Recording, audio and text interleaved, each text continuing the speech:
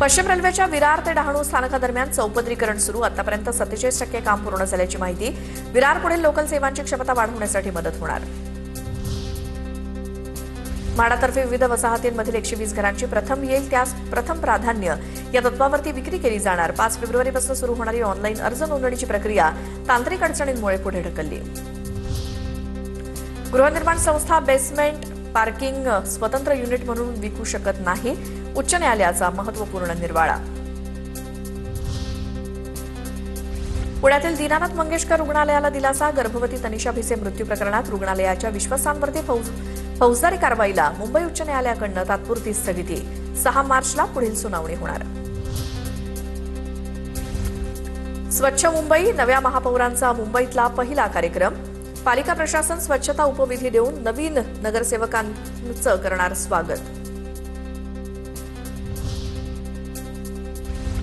राज्य सरकारचा महत्वाकांक्षी प्रकल्प असलेला गेटवेजवळील प्रवासी जेट्टी ऑगस्टपर्यंत कार्यान्वित होणार. मुख्यमंत्री देवेंद्र फडणवीस यांच्याकडून हा प्रकल्प लवकरात लवकर पूर्ण करण्याचे निर्देश.